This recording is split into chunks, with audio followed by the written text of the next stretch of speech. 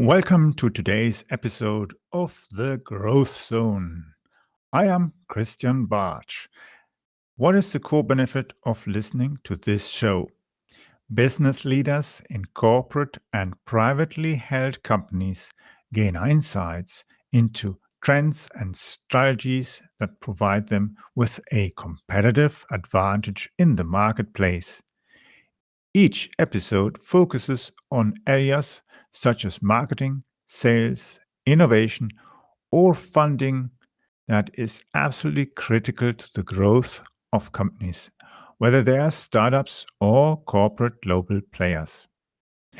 Where management needs to juggle the challenges of market entries or knowing how to navigate the uncertainty of disruptive developments, mind feeding is where clarity evolves and helps solving organizational challenges. For those who listen to the entire episode, I have a special surprise gift. I'm also working on some great guests that are industry leaders in management, innovation, and marketing. And we will be talking in the future much more about the important trends that are affecting the way we manage our companies in the demand to being sustainable, more environmentally and socially friendly, and becoming more empathic leaders. So, let's get started on today's topic.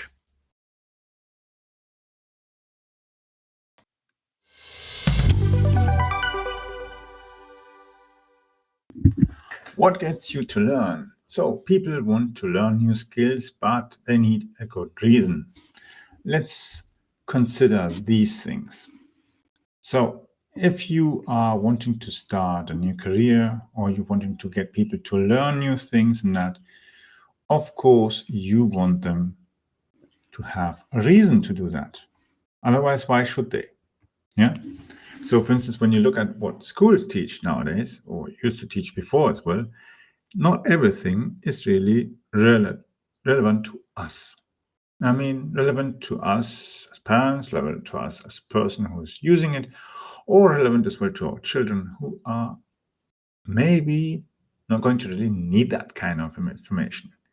Of course, we cannot say now what they'll do in 20 years, but let's face it, most employees, most entrepreneurs don't have the skills they really need. And so, if they're motivated enough, they are willing to learn them. And that means not only learning things like soft skills, it's as well practical stuff, how to approach, how to communicate. Powerful conversations are an example of that, how you can actually have an conversation inside a business or with stakeholders when you're doing projects, or for instance, when you are trying to convince your client or lead to have an important conversation. And that conversation can be about changes in your business, changes in prices, or even opportunities to do business together, new projects and other kind of things. And there are many other kind of skills, technical skills, skills related to artificial intelligence, cybersecurity, recruiting, even how to further develop your own staff, which means HR, reskilling, retraining, upgrading the knowledge of your people. And that's what gets us, as the ones who are doing the work that we learn, to actually learn new skills. But the key thing is, why should I be motivated to learn these things? Whatever I want to learn, I need to have a motivation. And that's the difference between the beginning, when kids are learning things really simple because they are experimenting, trying stuff out and that, and to the times when they are told, okay, now we're doing math, then we're doing this language, and then we're doing this thing and that thing. And the kids don't see why it makes any sense to do that. Yeah, they'll do it and they'll follow up because they're being told what to do. But in long term, it has no value. And the teachers are just teaching it because they're told what to teach. And somebody else decides how to mix all the different content on all the different topics into the week. That as well makes no sense. Let's face it, that's how our education all around the world is, and that is why it's so broken. And when you look at private schools, private education, and other kind of types of education, we have choices. We have smarter choices. But that's not always the way to solve, because if you're, let's say, 30 or 50 or 60, there's no point going back to school. Yeah, unless you want to have a degree or whatever. Otherwise, it's about learning new skills that gets you further in your job, in your business, or in any other kind of field where you actually are passionate about or really wanting to learn.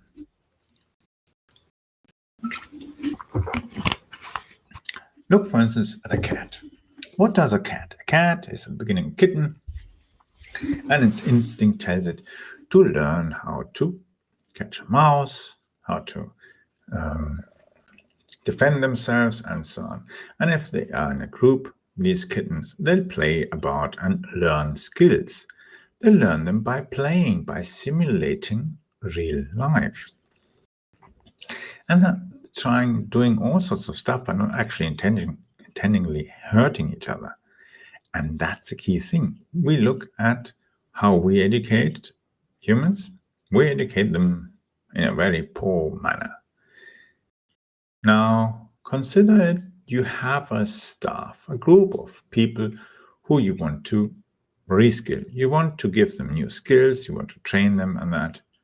But what if you haven't got those people and you need to hire more people because you haven't got enough IT staff, you haven't got enough people in cybersecurity, or maybe in your HR department, you haven't got enough people.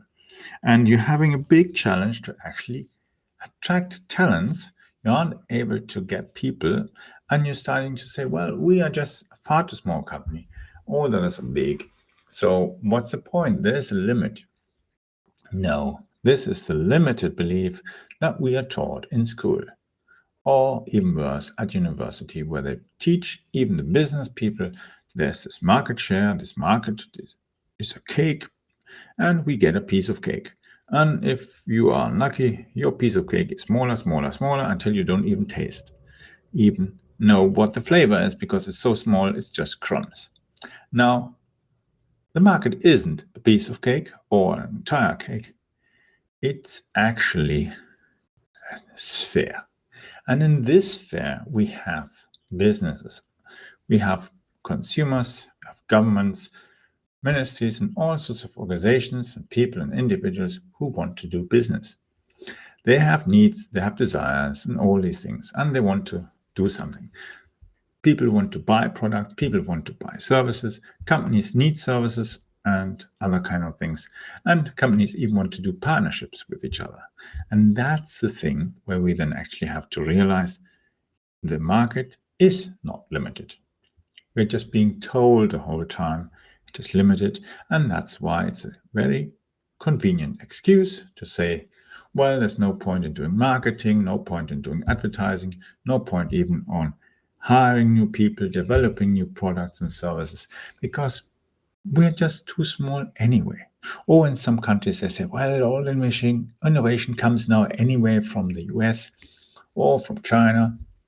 So what's the point in hiring engineers or developers or product being creative or any kind of thing? Because anyway, the Americans will just come with a product and run over us. Yeah.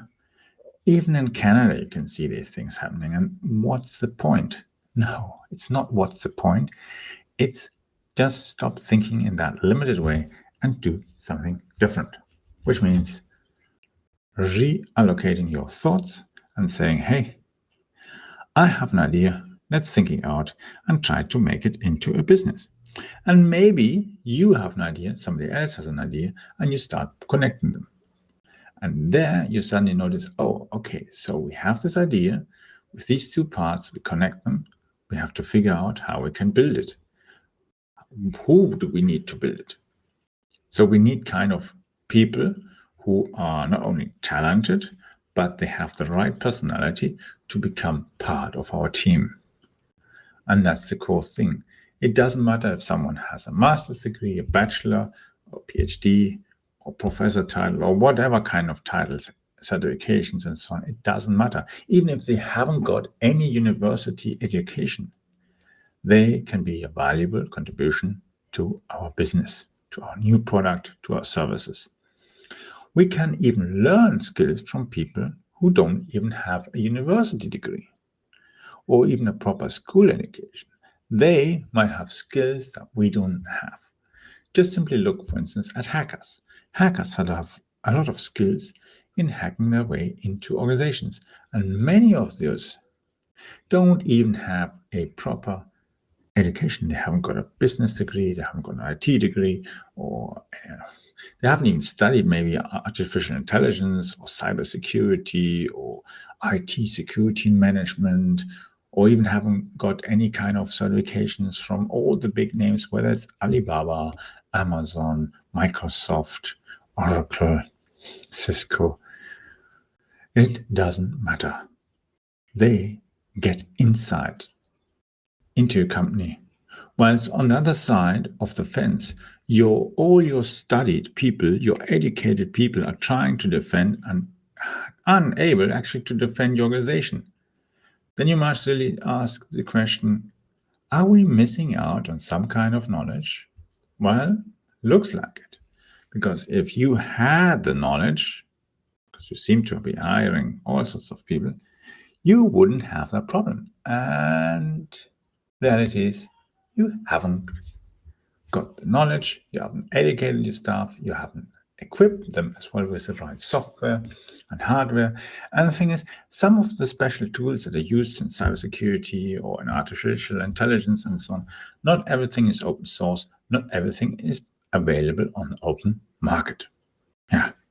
And it's like the example of when people see someone giving presentations or being a celebrity and so on, and then they think, oh yeah, he did it, so I can do it as well. Yeah. So I just do a little bit of effort, and tomorrow I'm a celebrity too. That is not reality. That's just some silly mind-changing ideas or whatever you can call it. And it just makes you think you can become something without putting in the effort. The thing is, you have to put in massive effort to do something. Especially the more difficult it is and the less time you have to put more effort into it. And that's what makes you ask, why should I make the effort in the first place? Why should I bother? And if you are an employer, you have to think as well, why should my people bother to learn this skill? Do we need it? Do they need it? Will it help them in their job? It's like as if taking your IT staff and telling them to learn Japanese. Then think, okay. Then they've learned Japanese, and yeah, tell me what's the point of it? They don't travel to Japan, they have no clients and no suppliers who speak Japanese, so why should they learn Japanese? Just because some smart consultant said, oh, you have to train your staff in a foreign language, so foreign that they wouldn't even consider to learn it, and then you will change the mindset. Oh, that's silly. Come on. Let's face it. It's just wasting a lot of energy on something that's not going to do any kind of thing for you. And so think of it, how can you improve things? By getting people to understand why they should learn new skills.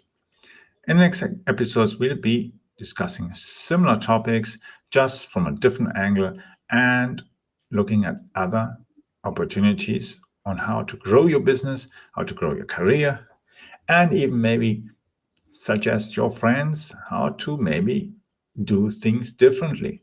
Because we should try to be not only in business more sustainable, but also in our careers, in our business, in our private lives, and how we go about things.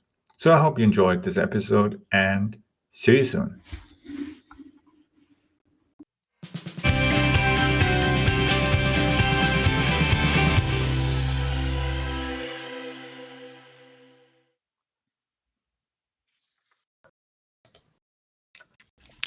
I hope you enjoyed today's edition of the Growth Zone show with Christian Bartsch. Thank you for listening. Please leave a review or rating here on iTunes or on podchaser.com. If you found the content helpful, then share it on social media, please. I would like to invite you to follow our show so that you don't miss the upcoming interviews with leaders in the market. Simply visit the website meetchrisbartsch.com.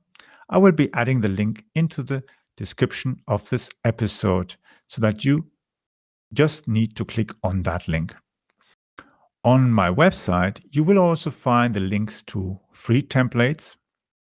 If you're looking for the books I have published on marketing, innovative technology, and sustainable business strategies, just simply click on publication to find my book list. The world is constantly changing in response to trends and events. As a business leader, you need to bypass the sandbanks that can hurt your performance.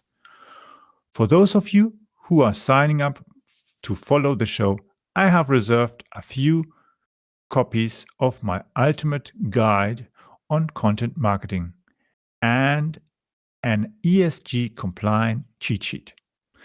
This is the strategy that got me top corporate clients like McDonald's, Linde, Hewlett-Packard, Deutsche Bank, Volvo, and many others.